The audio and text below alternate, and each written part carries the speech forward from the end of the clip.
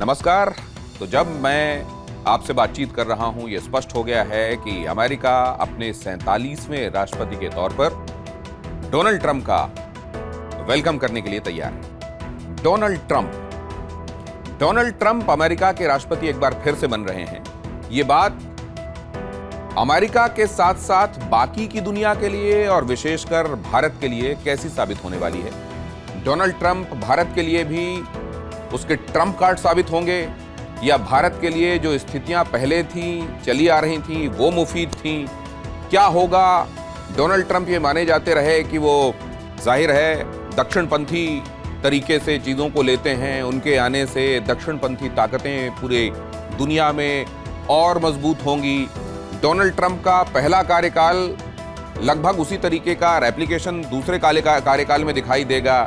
उनके जो फेवरेट्स रहे हैं या उनके जो उनकी फेवरेट लिस्ट में नहीं रहे लोग या संस्थाएं या देश, क्या वही चीज़ें इस बार भी दिखाई देंगी या उसमें कुछ बहुत ज़्यादा तब्दीली आएगी? ये हर कोई जानने के लिए बेताब है। क्या होगा ट्रंप के इस दुनिया के सबसे ताकतवर मुल्क के सबसे ताकतवर व्यक्ति बन जाने के बाद एक बार फिर?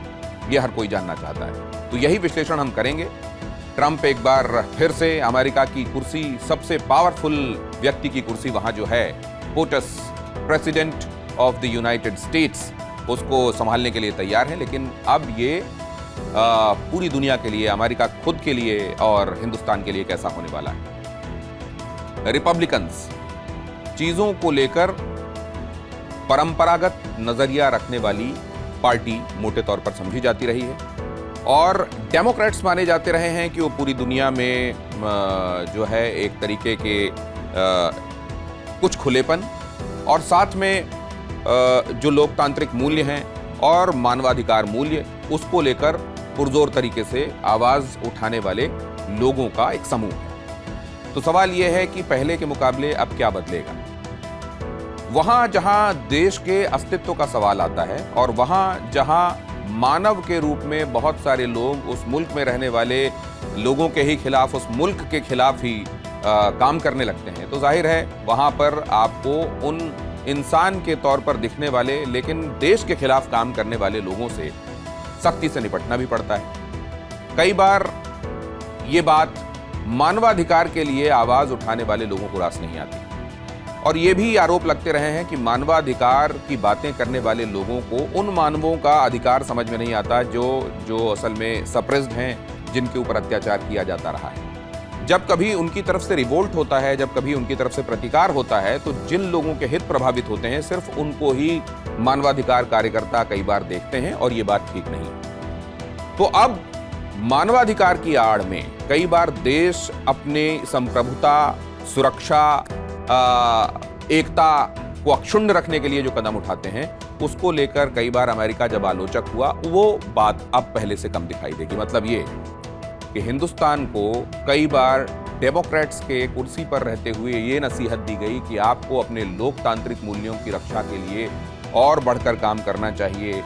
कमला हैरिस ने ये बात प्रधानमंत्री नरेंद्र मोदी के समक्ष कही थी कि हम अपने अपने देशों में मानवाधिकारों और लोकतांत्रिक मूल्यों की रक्षा करने के लिए और बढ़ चढ़ कर काम करें। उसमें ब्रैकेट में एक्चुअली एक नसीहत छिपी हुई थी कि आप लोकतांत्रिक मूल्यों और मानवाधिकार जो हैं उनके लिए और ज़्यादा काम कीजिए, ये कहीं प्रभावित हो रहे हैं। अब इस तरह की नसीहतें नहीं आएंगी। आपको याद होगा पुलवामा के बाद डोनाल्ड ट्रंप तब प्रेसिडेंट थे और उन्होंने ये कहा था कि अपनी रक्षा के लिए हर चंद कदम उठाने का अधिकार हिंदुस्तान को है और ये बात निश्चित रूप से भारत के बड़े फेवर में होने वाली है।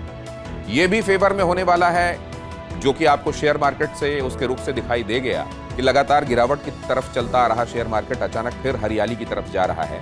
ये बताता है कि कम से कम शुरुआती तौर पर लॉन्ग रन में ये क्या होता है ये मालूम नहीं है। अगर आप पहले कार्यकाल को देखें तो भारत के बाजारों के मुकाबले अमेरिकी बाजारों का हित ज्यादा सधा था, लेकिन भारत इसको एक वेलकम नोट पर ले रहा है। भारत की इकोनॉमी इसको वेलकम नोट के तौर पर ले रही है कि डोनाल्ड ट्रंप एक बार फिर से अमेरिका के प्रेसिडेंट होंगे। टेक्नोलॉजी ट्रांसफर का मुद्दा हो, साथ में दोनों सेनाओं, दोनों मुल्क की सेनाओं के संयुक्त अभ्यास का मामला हो, या फिर हथियारों की बिक्री के संदर्भ में और भारत को हथियारों के मामले में आत्मनिर्भर बनाने के लिए टेक्नोलॉजी कलपुर्जे देने का मामला हो, इसमें अमेरिका और बेहतर भूमिका अब निभाएगा डोनाल्ड ट्रंप के आने के बाद। ये बात तमाम समीक्षक और जानकार समझ रहे हैं। लेकिन साथ में यह भी समझा जा रहा है कि सब कुछ हरा ही हरा होगा, ऐसा नहीं है, क्योंकि पहले टर्म में भी और बावजूद इसके कि भारत के प्रधानमंत्री नरेंद्र मोदी के साथ डोनाल्ड ट्रंप के अपने व्यक्तिगत रिश्ते बहुत अच्छे हैं, दोनों आपस में बहुत मित्रवत हैं। एक तरफ हाउडी मोदी हुआ था तो यहां पर नमस्ते ट्रंप हुआ था, ये आप सब जानते हैं। लेकिन उसके बावजूद अमेरिका फर्स्ट की अपनी नीति पर, और किसी भी राष्ट्राध्यक्ष को अपने देश का हित सबसे पहले रखना पड़ता है, उस हिसाब से कुछ एक कदम डोनाल्ड ट्रंप के ऐसे हो सकते हैं जो भारत को मुमकिन है रास नहीं आए। जैसे वो थोड़ा इस मामले में अपने अमेरिकी उद्योगों के हितों को लेकर, अमेरिकन इंडस्ट्रीज के हितों को लेकर वो थोड़े कंजर्वेटिव हैं और इसमें थोड़ा वो संरक्षणवादी है। और अगर ऐसा ही इस बार भी दिखाई देगा, जो कि ज्यादा संभावना है कि दिखाई देगा, तो वो अमेरिकी औद्योगिक हितों को प्रायोरिटी में रखेंगे। भारत से एक बार फिर से ये कहा जा सकता है कि अमेरिका से जो आप सामान मंगाते हैं उसमें अपने यहाँ लगने वाला जो टैरिफ है, आप जो टैरिफ लगाते हैं उसको कम कीजिए। और अगर ऐसा होता है, खासतौर से आपको याद होगा हार्ले डेविडसन के संबंध में एक अब बाइक है अमेरिका में जो बनती है और हिंदुस्तान में आती है, उसके संदर्भ में वे डोनाल्ड ट्रंप पहले भी इस बात को इंसिस्ट कर चुके हैं कि इस पे लगने वाला टैरिफ कम होना चाहिए। कई दूसरे ऐसे प्रोडक्ट्स हैं जिनको भारत आयात करता है और उसके लिए कहा जाता रहा है अमेरिका की तरफ से, खासतौर से डोनाल्ड ट्रंप के कार्यकाल में इस बात पर ज्यादा जोर रहा है कि इस पर लगने वाला टैरिफ कम किया जाए। मतलब ये कि इसको अपने मार्केट में सुभीते के हिसाब से आप पहुंचने दीजिए, इस पे ज्यादा टैरिफ मत लगाइए। टैरिफ नहीं लगाएंगे तो ये उतनी महंगी नहीं होगी तो ये ज्यादा वहां आपके मार्केट्स में खरीदी जाएगी। लेकिन जब ये एक मुल्क करता है तो जाहिर है दूसरे मुल्क का अपना व्यापारिक हित इससे प्रभावित होता है, क्योंकि उसके अपने जो बाजार होते हैं उसमें अपने माल के साथ प्रतिस्पर्धा, ये एक बड़ा सवाल हो जाता है। प्लस ये है कि अगर आपका विदेश में बना हुआ माल, जिसको लेकर एक परसेप्शन ये है कि this might be better than the product being made in the country, उसको अगर आप सस्ते में उतार देंगे तो जाहिर है आपके अपने जो उत्पाद हैं इससे प्रभावित होने लगेंगे। तो भारत की अपनी चिंताएं हैं उस संदर्भ में। इसी तरीके से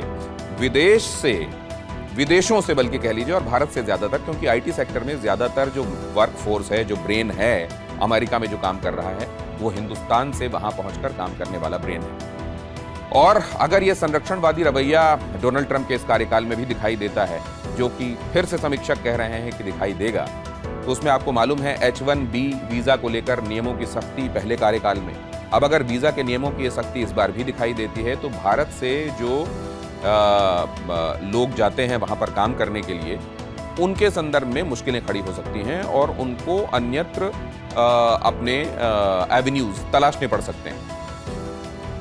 तो इस तरीके से जो लोग काम की तलाश में अमेरिका जाते हैं भारत से, उनके लिए अमेरिका के प्रोडक्ट्स का भारतीय मार्केट में आना या भारत का अमेरिका की मार्केट में पहुंचना भारत के प्रोडक्ट्स का, ये दोनों ही स्थितियों में भारत के प्रोडक्ट्स अगर वहां पहुंचेंगे तो उससे अपने बाजार को बचाने के लिए अमेरिका की जद्दोजहद पहले के मुकाबले ज्यादा दिखाई दे सकती है। ये मुमकिन है कि उस पर लगने वाली ड्यूटीज जो है बढ़ाई जाएं, और अमेरिका ये चाह सकता है कि आप भारतीय बाजारों में इनको कम ड्यूटी के साथ ले जाएं। तो इस तरीके की जो बातें होंगी उसमें भारत को कितनी टाइट रोप वॉक करनी पड़ेगी, किस तरीके से भारत चलेगा, ये देखने वाली बात है। लेकिन भारत के जो मुख्य चिंता के मुद्दे हैं, जैसे चाइना आप जानते हैं कि जमीन हड़पने का मामला हो, दूसरे मुल्कों पर धीरे धीरे अपना असर, इन्फ्लुएंस और उसकी जमीन को कब्जा करते जाने का जो चाइना का अप्रोच रहा है, जो कि हमने गलवान के संदर्भ में भी देखा। अब जरूर उसमें हम परिवर्तन देख रहे हैं और ये भी मुमकिन है, और इसमें कोई हैरानी नहीं होगी कि चाइना भी ये बात भांप रहा हो कि ट्रंप अब फिर से कुर्सी में आ सकते हैं।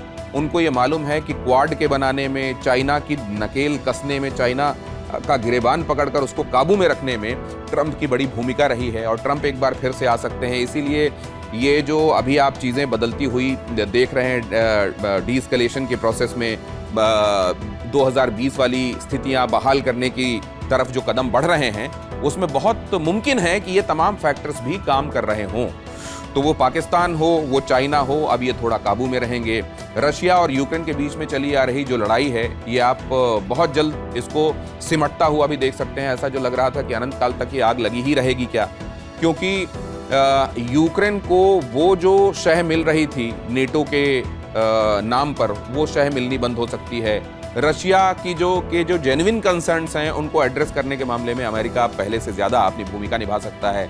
ये भी आप देख सकते हैं कि मिडिल ईस्ट में इधर फिलिस्तीन और इजराइल के बीच में जो चल रहा है, उसमें भी बहुत बड़ी तब्दीली अब आ सकती है। कुल मिलाकर अभी जहां जहां पर वर्ल्ड में आग लगी हुई दिखाई दे रही है, उन जगहों पर आपको अब शांति आती दिखाई दे सकती है। भारत के जो बड़े कंसर्न रहे हैं, उनके हिसाब से डोनाल्ड ट्रंप का आ जाना कुर्सी पर, ये अच्छी खबर है। मोटे तौर पर ये पूरी दुनिया के लिए इनफैक्ट एक ऐसी न्यूज़ है जिसको दुनिया वेलकम करेगी। आने वाले दिनों में चीज़ें कैसे अनफोल्ड होती हैं, कितना एंटीसिपेशन जो अभी किया जा रहा है वो ठीक निकलता है, और कहां कहां पर लोगों को एंटी क्लाइमैक्स देखने को मिलेगा, ये अभी कहा नहीं जा सकता।